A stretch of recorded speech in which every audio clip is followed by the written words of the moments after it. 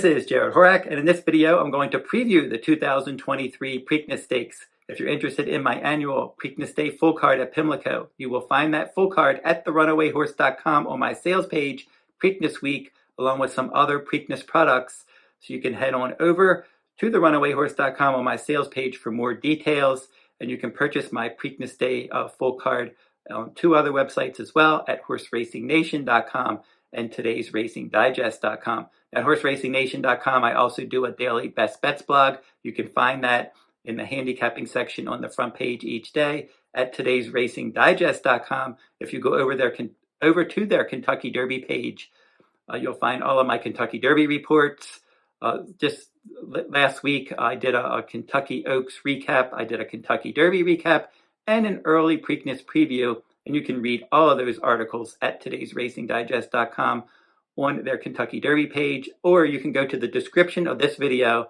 I have a link to where those articles are located, and then also you can have the link to the Horse Racing Nation Best Bets blog and some other things as well. So check out the description in this video if you're interested in any of those links. And now we will preview the Preakness Stakes. Now first, just quickly looking back at the Kentucky Derby, Mage was your 15-1 upset winner. We had a pace meltdown just like we did in 2022. And in 2023, the Derby had a pace meltdown. Mage took advantage. Two Fills was too close to that pace, but he was the one to run down in the stretch, and he ran a gallant race. He just wasn't able to hold off Mage, but he did hold off your post-time favorite, Angel of Empire, to hold that runner-up spot. And then Disarm ended up finishing fourth, and then Hit Show was fifth. So they were the top five finishers in the Kentucky Derby. And as again, the pace was very fast, set up for a closer, and Mage was that closer. Now, right now, as of May 9th, we have three horses that ran in the Kentucky Derby that are considering the Preakness Stakes. Kentucky Derby winner Mage, certainly he wants to come back and run in that Preakness Stakes as long as everything goes well. Disarm, your fourth place finisher, and then Confidence Game. He ended up finishing 10th. But he needed that race for trainer Keith Disarmer. That was the Kentucky Derby was his first start since March 25th. So it was since February 25th. It was a 10-week layoff for him into that Kentucky Derby, and he needed that race, and he could definitely move forward in the Preakness. Now, the new shooters right now, horses that did not run in the Kentucky Derby but are considering the Preakness Stakes. Blazing Sevens for trainer Chad Brown. He won the Grade 1 Champagne as a 2-year-old. And then in the Fountain of Youth Stakes in his first start this year, he never picked up his feet. And then in the Bluegrass Stakes, he was an improved show finisher. Chad Brown likes the way he's training, and he's going to try to win the Preakness Stakes for back-to-back years. Early voting won the Preakness for Chad Brown last year, and he was my top choice in the Preakness. Chase the Chaos, he got an automatic berth into the Preakness when he won the El Camino Real Derby at Golden Gate Fields in February. But since then, he's run in two stakes races, and he was no threat. First Mission for trainer Brad Cox. He won the Lexington Stakes in his last start. Arabian Lion set the pace there. First Mission chased. He ran him down. He won that one.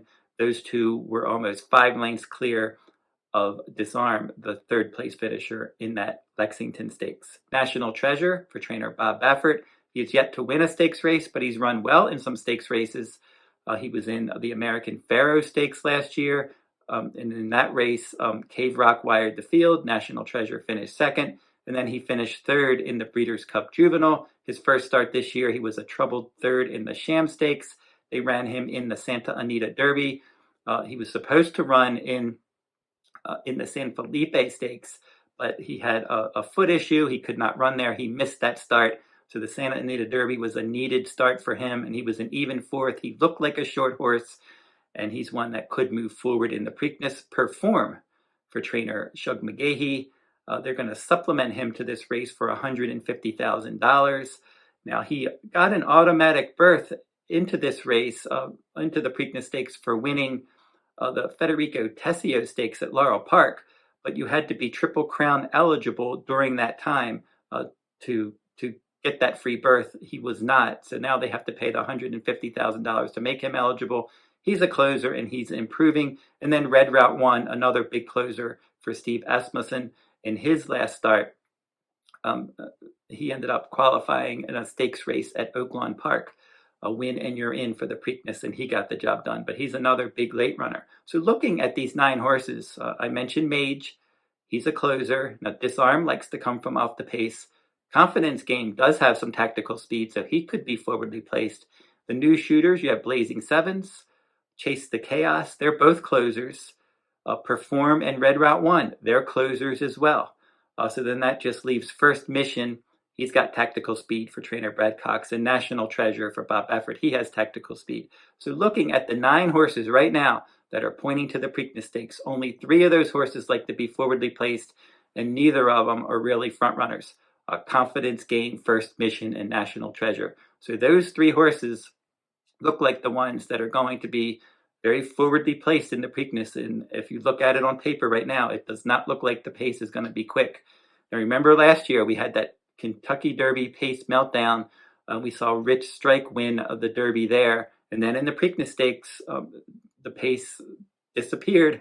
You had early voting up on the pace and getting the job done there, defeating Epicenter, your beaten Kentucky Derby favorite, and then beaten Preakness favorite as well.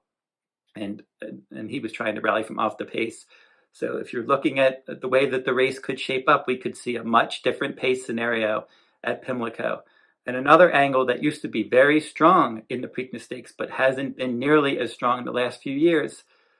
It used to be horses that ran in the Kentucky Derby, not necessarily won it, but if you ran in the Derby and then you ran in the Preakness, someone exiting the Derby typically won the Preakness Stakes. It usually took a special horse like a Bernardini, a Rachel Alexandra, a very good horse like that to win the Preakness Stakes if they did not run in the Derby, but that has not been the case at all anymore. It just hasn't been the last few years. New shooters have been dominating the Preakness Stakes, so you don't have to come back in 2 weeks anymore. So you're going to have those fresh faces in a pace scenario too that could favor horses. So horses like First Mission, National Treasure could be very dangerous in the Preakness Stakes. And even a horse like Confidence Game, even though he ran in the Derby, he needed that race, and you could certainly see him running an improved race if he ends up going in the Preakness.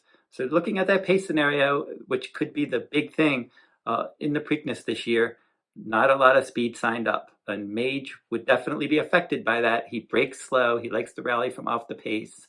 And he got a lot of pace help in that Kentucky Derby that he probably won't get at Pimlico. So that's my early look at the Preakness. And just a couple other horses that aren't going to run. Two Phils, your Derby runner-up. He's not going to run in the Preakness Stakes. His trainer, Larry Rivelli, said that that was a grueling race. He was up on that fast pace, and they don't want to bring him back in 2 weeks.